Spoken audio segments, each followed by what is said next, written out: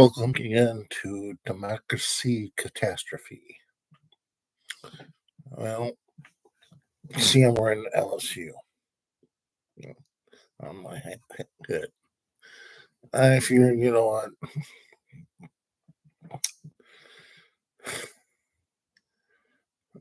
I'm not a big SEC athletic, football, basketball sort of thing, but this is a time of year where the Super Bowl, the basketball season's coming into play, and pretty soon March Madness is going to be coming up, and it's good kind of a distraction away from the reality of what's happening in the real world. And if you have been paying attention in the news, or you have, and some of you out there are having buyer's remorse because of who you chose. Yep, I'm talking you, the Trump voters.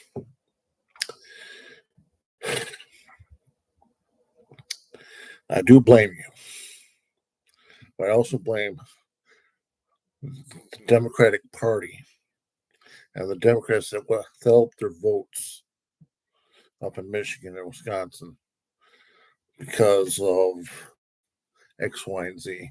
And biggest thing about what was happening, what was going on, was in Israel. And that's kind of one of the reasons why I'm going to be talking about today.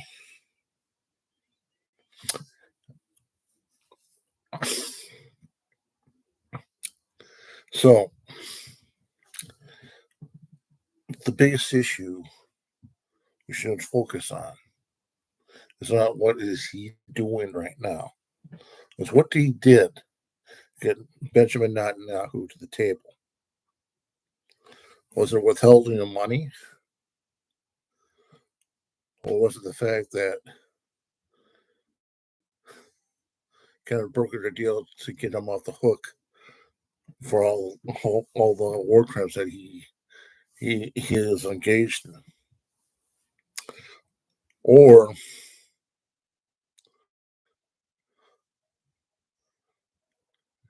did Trump threaten Biden with war crimes? That might be a possibility right there. That could be the talk of the town. I'm not going to speculate of what went wrong in 2023 to get to where Trump is today. But that's the number one reason why Trump is in office. The economy and everything else has been doing great under the Biden administration now. Well, there's going to be monkey wrenches thrown in this year to throw everybody off. It's a very good possibility.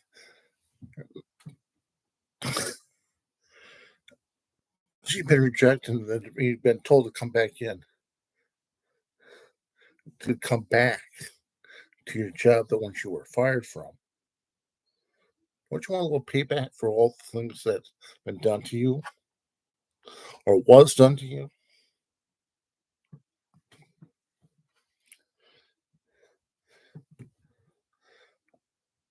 I don't know about you.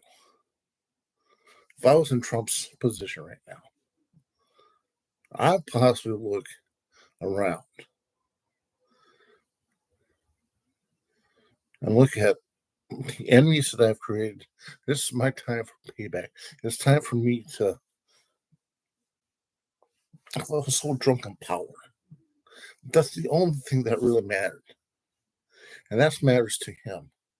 It is about the image of what the presidency is, as opposed to what can be done for Americans and what can benefit them. And it's about his ego. And you think about it, it's always been about the ego of people that want power.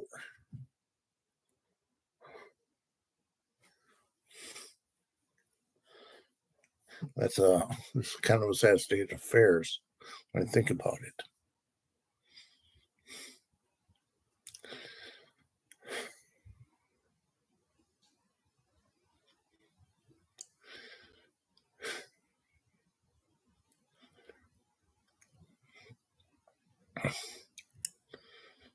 I have to look at things, try to be as objective as I possibly can without getting angry.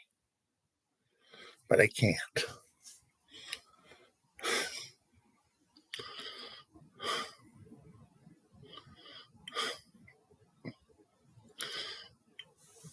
Kamala Harris could have won this election easily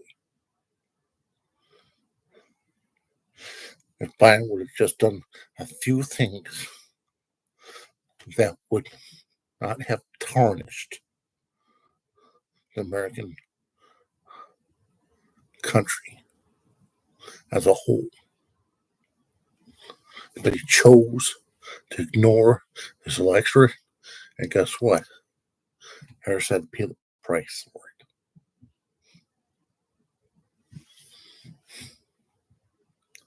Now all the voters have said, "Oh, I didn't know there's a goal." The thing is, pine shot for mediocrity. Always has been. He was always there to appease Republicans. And Republicans, especially if you're a Republican voter, I don't want somebody that's Republican halfway. I need somebody that's all the way Republican. I need somebody who tells the truth, even if I don't like it. At least he's truthful and he's honest. Now even the voters are turning on Trump. Right? I said, I don't know.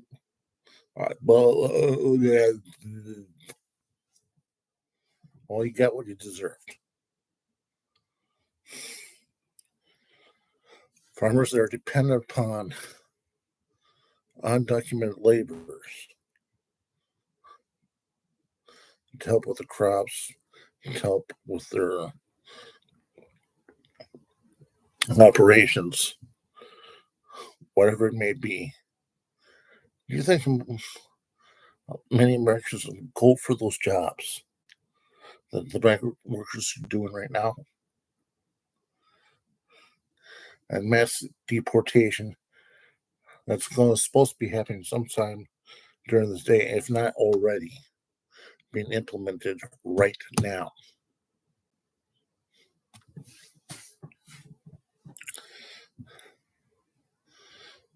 Sweeping rates.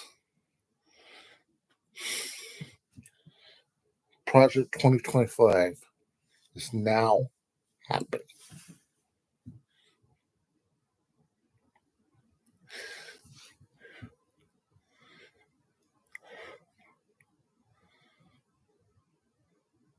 As a matter of fact, if it's going to be implemented, there's going to be a lot of people that are in the federal government that are going to end up being blacklisted because they may be gay, they may be black, and they may be a woman. What's left? White males.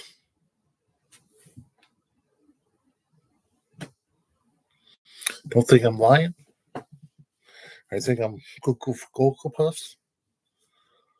Trump voters, you put this guy in office. You know, say more. You get what you deserve. You want to make America great again? Well, what it means is put white males back in charge. Instead of having a diverse demographic running the day-to-day operations on the federal level. Say goodbye to the Department of Education. Once that's gone, then what?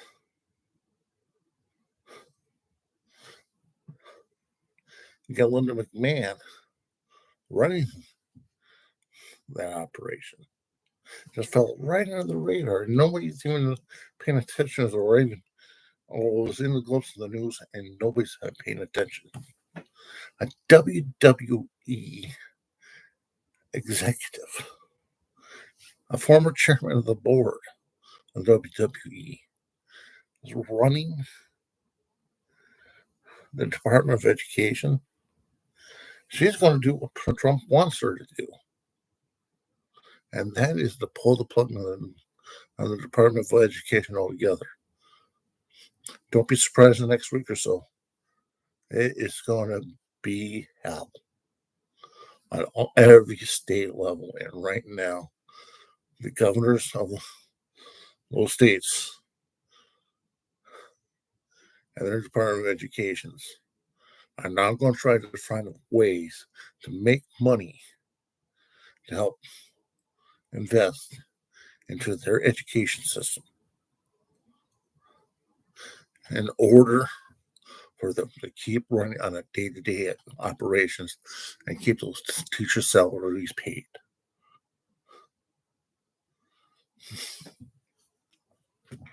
In the state of Texas, they have a huge publication of textbooks that are off being skewed towards kind of whitewashing American history. And those texts are then distributed nationwide without any oversight. Now, a lot of that money comes from the taxpayers. Once that well is dried up, that publication is going to end up going belly up. And many other publications will go belly up. And many colleges, especially the for-profit education, are looking and begging and pleading and just crying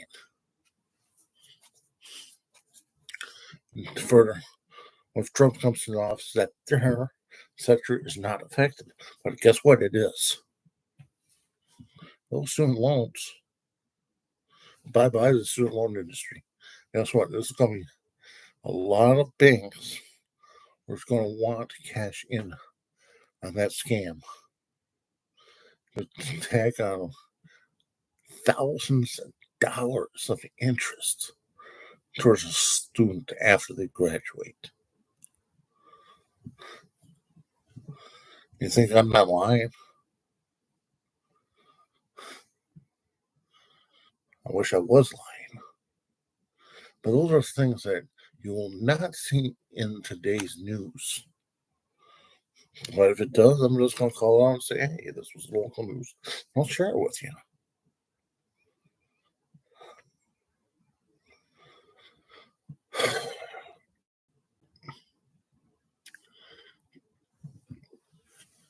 It's going to be a lot harder for a lot of foreigners who want to become citizens in the United States in order to have like a master's or above degree in order to come into the countries.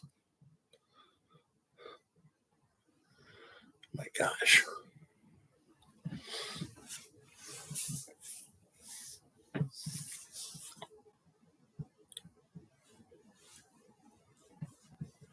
Even if I broke down of what demographic, and what region in the United States have voted for Trump, I would just point to the obvious. Wisconsin, Michigan, Pennsylvania were supposed to go under the blue wall. But what happened?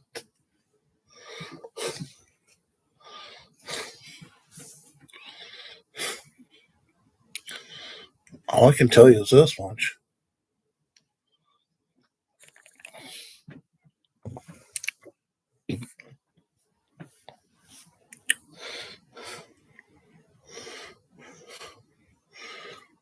Americans are fed up with the lie. They'd rather have somebody tell them the truth, no matter how bad it is. I mean, they stick to that promise. And it is to be lied to. And you don't fall through on your plan.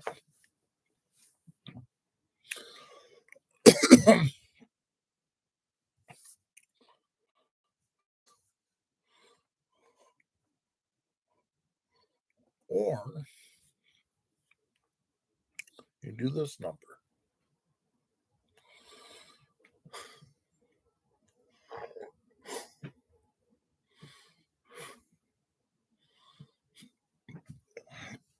You trim around the edges. You said you promised nothing for us, the electorate, but you didn't follow through. Now Donald Trump is in there for the last 4 years. He got a second term. He's not going to go for a third term.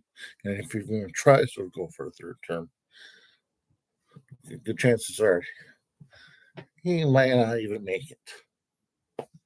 He may not make it this term.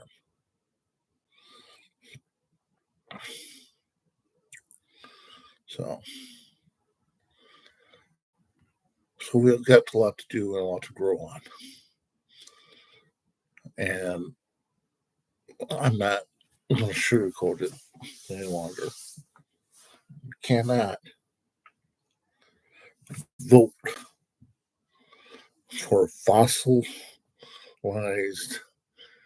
tyrants like Nancy Pelosi or Chuck Schumer or Hakeem Jeffries.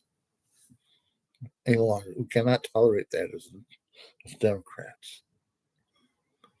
They need to be held to account for what they've done. Influence peddling is one thing. Trying to take bills in the favor for years to, I don't know. You tell me this, that, and the other thing.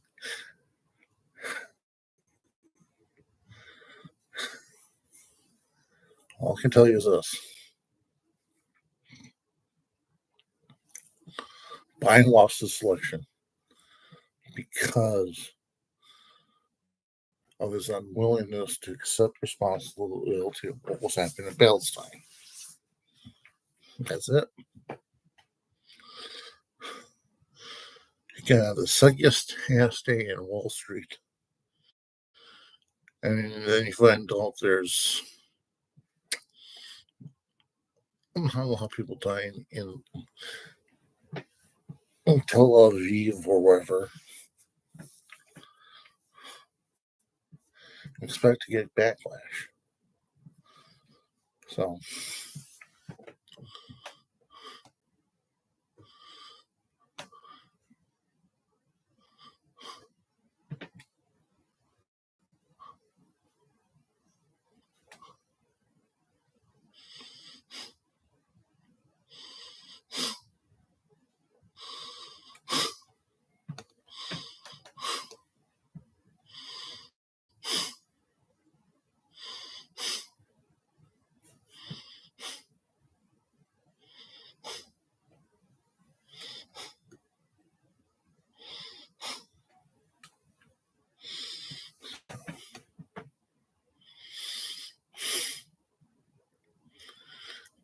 I just believe this is it. That congratulations, Trump. Prove us wrong. Prove that you're a lot better president than President Abraham Lincoln was ever to us.